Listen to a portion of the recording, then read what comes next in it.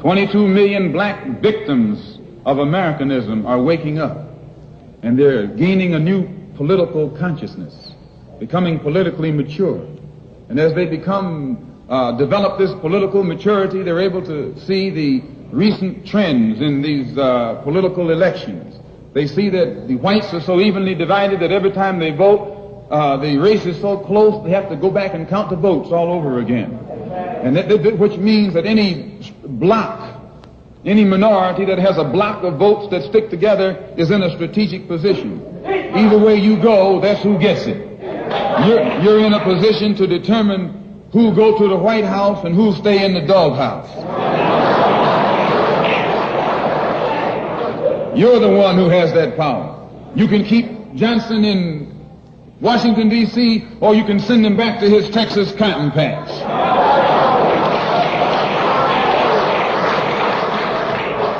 You're the one who sent Kennedy to Washington. You're the one who put the present Democratic administration in Washington, D.C. The whites were evenly divided. It was the fact that you threw 80% of your votes behind the Democrats that put the Democrats in the White House. When you see this, you can see that the Negro vote is the key factor. And despite the fact that you are in a position to be the determining factor, what do you get out of it? The Democrats have been in Washington, D.C. only because of the Negro vote. They've been down there 4 years. And all other legislation they wanted to bring up, they brought it up and gotten it out of the way, and now they bring up you. And now they bring up you. You put them first and they put you last. Because you're a chump.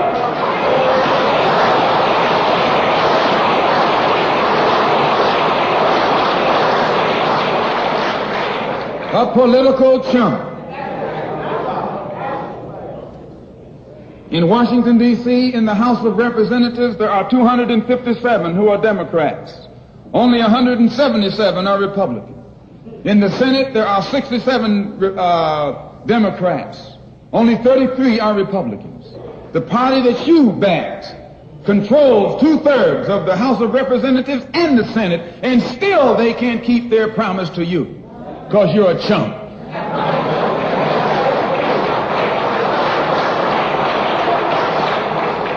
Anytime you throw your weight behind a political party that controls 2/3 of the government, and that party can't keep the promise that it made to you during election time, and you're dumb enough to walk around continuing to identify yourself with that party, you're not only a chump, but you're a traitor to your race.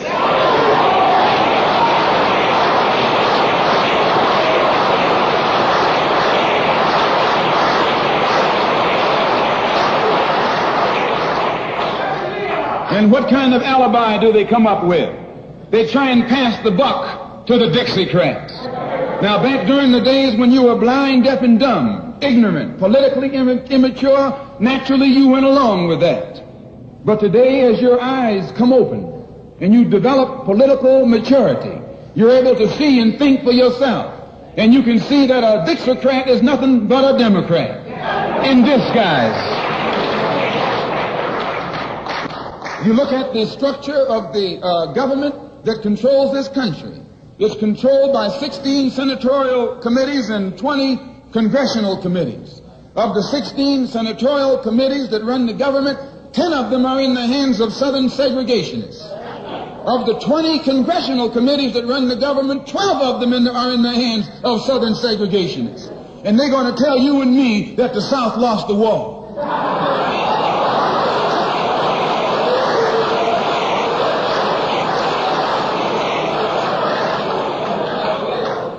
Today are in the hands of a government of segregationists, racists, white supremacists, who belong to the Democratic Party but disguise themselves as Dixiecrats. A Dixiecrat is nothing but a Democrat. Whoever runs the Democrats is also the father of the Dixiecrats, and the father of all of them is sitting in the White House.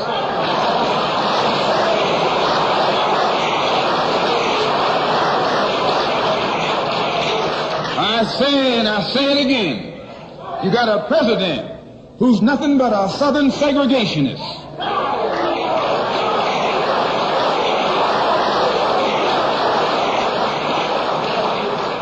from the state of Texas.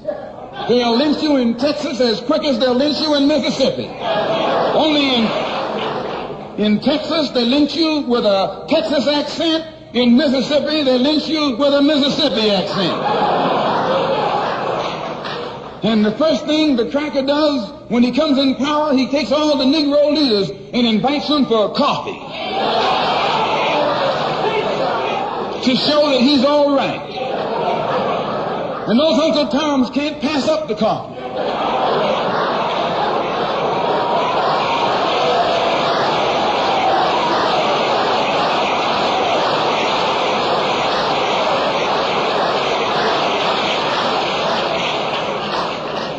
They come away from the coffee table telling you and me that this man is all right because he's from the South.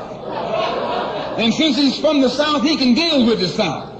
And look at the logic that they're using. What about Eastland? He's from the South. Make him the president.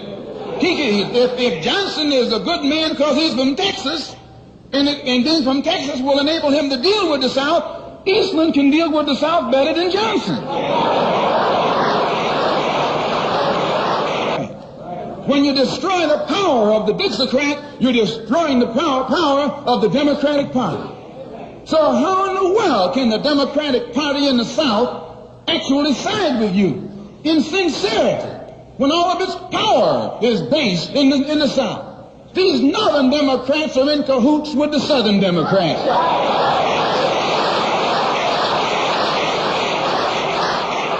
They're playing a giant con game, a political con game. You know how it goes. One of them comes to you and make believe he's for you.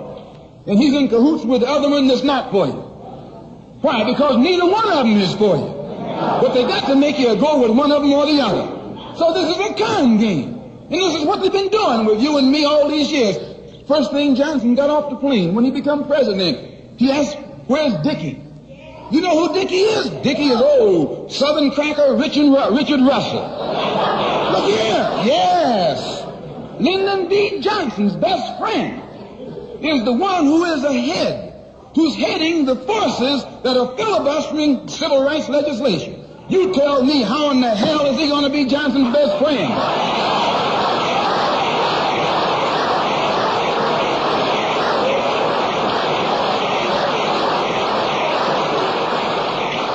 How can Johnson be his friend and your friend too?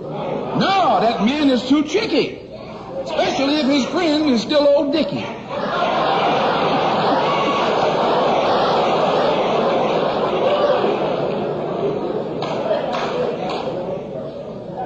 Whenever the Negroes keep the Democrats in power, they're keeping the Dixiecrats in power.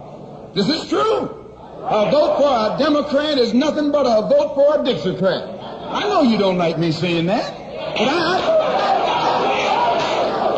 I'm not the kind of person who come here to say what you like. I'm going to tell you the truth whether you like it or not.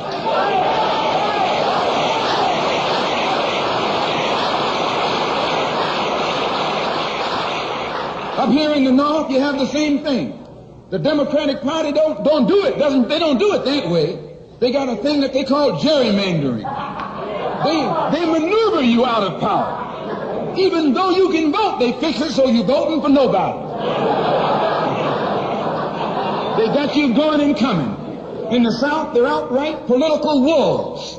In the North, they're political foxes. A fox and a wolf are both canine. Both belong to the dog family.